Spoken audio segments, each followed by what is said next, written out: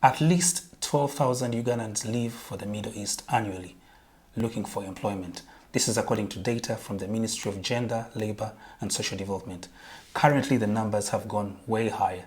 Since 2021, the numbers are about 22,000 Ugandans going to the Middle East for work. Many of them returned. They had cut short their contracts because of the pandemic.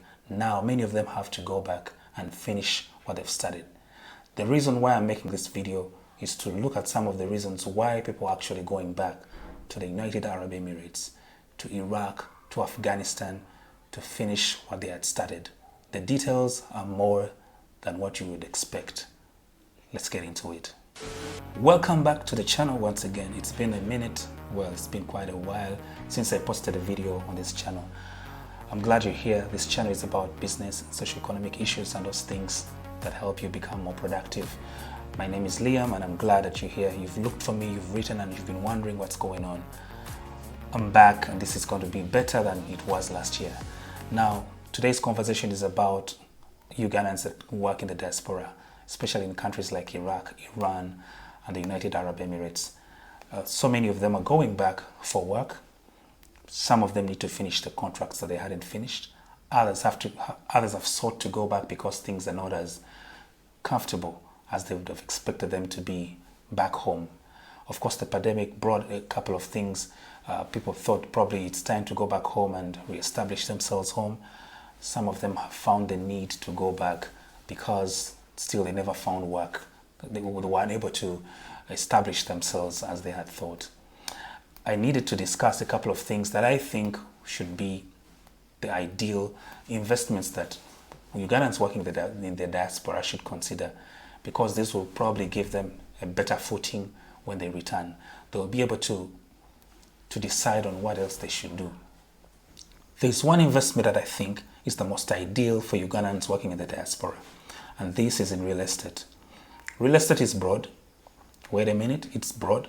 This is what I'm talking about. Now, on average, this is my opinion. I'm sharing my opinion because I think it would help. This is what I think.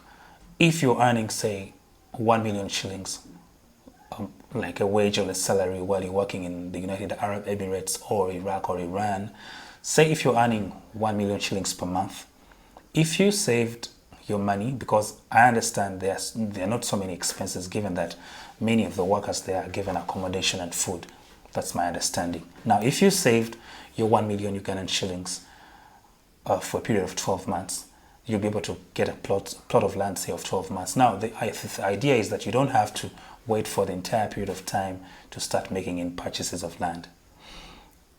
I'm still going on. Now, if you decided that if you saved about 5 million shillings, you can engage any of the real estate dealers in Uganda, the ones that sell land, plots of land, the ones that deal in real estate. You would probably buy land, say, every 5 months that you would have, say, 5 million shillings, you'd use that to buy land. Then by the end of the year, you'd probably have 2 plots of land, each costing 5 million shillings. Now, with that, it's a good start. I understand that contracts for people that work outside Uganda, especially in the United Arab Emirates, are usually 2 years. In a period of 2 years, say if you were earning 1 million shillings per month, it would mean you'd have earned 24 million shillings. Now, if you chose to go all the way for the 2 years then, and you thought that probably real estate is a thing for you, you would probably buy 4 plots of land, each costing 5 million shillings. Then you'd be able to return home and decide whatever you'd want to do with that piece of land. Your money would be safe, number one, and then you'd choose what sort of investments that you would do on your plots of land. Now, remember, when you buy your land here, you can always leave people. You can assign people to help you manage your plot of land. Say, trusted people. That's what I'm talking about. You don't want to come back home and your land has been sold 3 times over, and there's a lot of mess. So whoever that you would leave behind would help in dealing with the management of your property. You'd probably do a couple of things, say goat farming, rabbitry. You could do other activities, say if it's agriculture, say if you're growing crops on the land, so that it actually doesn't remain idle. Yeah, but I still think that some of the investments that you could do in the meantime while you're not here, some of the things that one could do for you would be things like goat farming, rearing of local chicken, rabbitry. Those are things that are easy. They're not really easy, but at least they don't have so many moving pieces. Yeah, so your land wouldn't be idle. So you'll basically be hitting two birds with one stone, if I could put it that way. Now, upon your return, you would be able to decide which plots of land you can maintain, or you could actually sell some of them. Remember, land is the only asset that appreciates. So by the time you return, your land will probably not be the same value that you bought it. So you can choose to sell some bit of land, some plots of land that you have, so that you get money that you can use in other investments. You could actually choose to sell one of your pieces of land so that you can start building. You could sell one of your pieces of land so that you can get capital, cash, so that you can do any other business that you think you should be doing. Why I'm saying this is that I strongly believe that some of the Ugandans that returned from the diaspora probably didn't find, they never knew exactly what to do when they came back. Say the ones that probably came back after the end of their contracts, they didn't have enough on themselves to start a business, or since they didn't have any experience, other than maybe some of them probably had lost a lot of money because they asked somebody to do something for them, an investment that required a lot of supervision, and things really went wrong. So why I think that land should be the best thing is that you'll keep your money in the plot of land, and then you'll be able to do all these other things. Even in your absentia, certain things can be done, and then when you return, you can choose how best to utilize your land. So why I said earlier that the details might be deeper than you think is because that some people are actually going back because things are not as easy as they thought they would be. They have to go back, regroup, re-strategize, save some money, then come back once again. So in order to not repeat what they did before, I think that this would help.